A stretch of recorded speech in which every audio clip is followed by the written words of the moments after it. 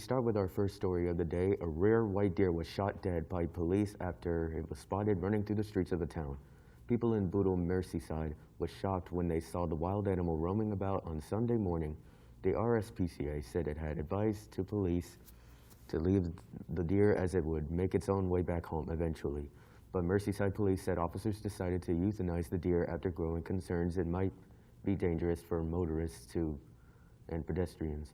The force said it first received reports of the fallow buck running along various roads at about 8:45 BST on Sunday. Armed response officers were able to secure it on an industrial estate off Melling Road. A veterinary surgeon was called to monitor the animal's welfare and assist attempts to control it. However, police said they were unable to get assistance after making inquiries to find an organization who could assist with recovering the deer safely. The animal became distressed, police said. There was no option to let the deer wander as it could be a danger to motorists and members of the public in the area, particularly as the hours of darkness approached. The spokesman said as a result, decision was made in the early evening to euthanize the deer. A spokeswoman for the RSPCA said that while the deer could have been sedated, this needs to be done with caution and in a public area such as this one, as the deer could startle and run hit by the dart. This could create a bigger public safety and animal welfare issue, she added. Although deer traditionally lived in forests, moors, and parkland, they are becoming more common in urban environments across the UK. And now to the next story about a hurricane. At least 42 people were killed as the remnants of Hurricane Ida battered the Northeast with tornadoes. Record rain and flooding that left the area deluged and under states of emergency on Thursday. Videos on social media showed cars submerged on highways and water pouring into subway stations and homes after a wind-driven downpour shattered rainfall records and prompted an unprecedented flash flood emergency for New York City. 4 women, 3 men, and a 2-year-old boy died in separate flooding incidents in the city, police said. All 8 victims lived in Queens and died in the basement of residential homes, according to New York Police Department Commissioner DeMarchi. Mayor Bill de Blasio announced on Thursday evening that the death toll in the New York City area had risen to 13. We're seeing home some of the most unbelievable and heartbreaking images from around our city, de Blasio said. This is a tragic loss for our city. And now to the next story. President Joe Biden received his COVID-19 vaccine booster shot on Monday afternoon at the White House just days after. Booster doses were approved by federal health officials. We know that to beat this pandemic and to save lives, we need to get folks vaccinated, Biden said during remarks ahead of his shot. So please, please do the right thing. Please get these shots. It can save your life and it could save the lives of those around you. The president received his first 2 doses of the COVID-19 vaccine ahead of his inauguration in January. The 78-year-old president qualified for a booster dose since he received his second Pfizer BioNTech COVID-19 vaccine more than 6 months ago and is an eligible age group. The president had said Monday afternoon that Jill Biden would also be getting a shot soon, but the First Lady, a professor at Northern Virginia Community College outside Washington, was teaching. Her press secretary, Michael LaRosa, told CNN later Monday that she had received her booster at the White House. Biden joked on Monday about how he was way over the age of 65, which is part of the reason he is eligible for the shot. He said he didn't have any side effects after getting his first or second COVID-19 vaccine shots. Boosters are important, but the most important thing we need to do is get more people vaccinated, Biden said. He noted that Americans who are fully vaccinated are already highly protected from severe illness and urged people who have not gotten their first shots to do as soon as possible. The president said the vast majority of Americans are doing the right thing. Over 77% of adults have gotten at least 1 shot. About 23% haven't gotten any shots. And that distinct minority is causing an awful lot of us an awful lot of damage for the rest of the country. This is a pandemic of the unvaccinated. That's why I'm moving forward with vaccination requirements wherever I can, Biden said. The president said on Wednesday he would be traveling to Chicago to speak about why he believes it is so important that more businesses are instituting their own vaccine requirements. And now to the next story. Apple officially launched its next generation iPhone 13 line on Friday with 4 new smartphones hitting shelves and shipping to customers who secured their orders early.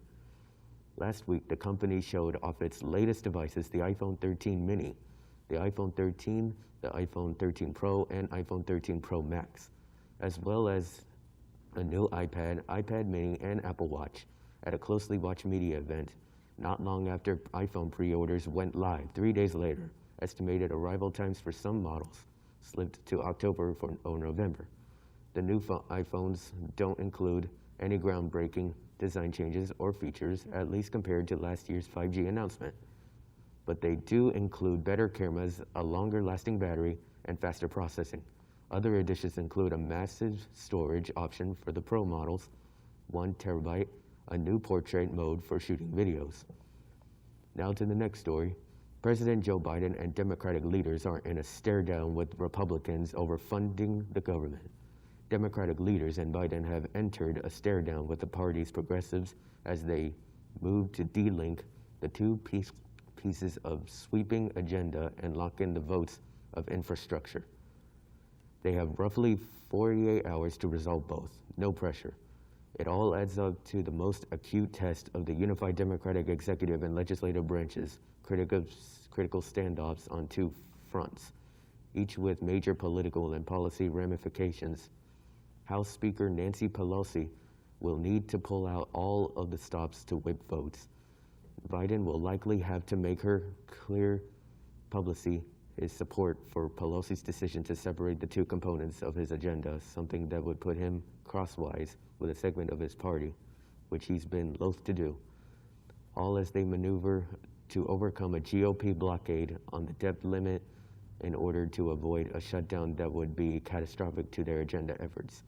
Stay tuned, folks. We will be right back with weather forecast and more right after this.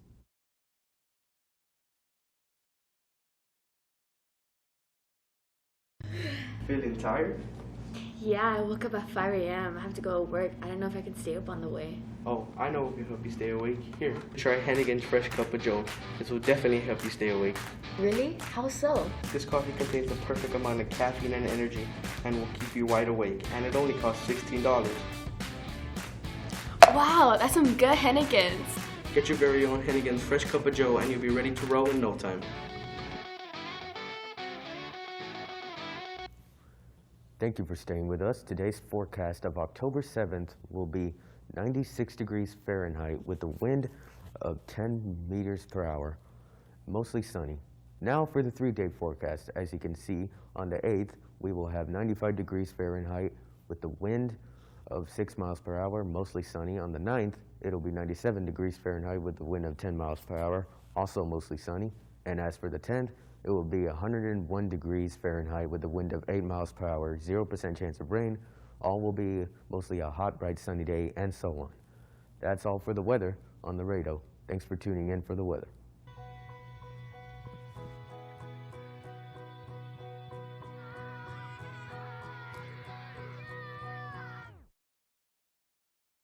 Resuming moments like these starts with protecting our kids against COVID-19 and dangerous new variants.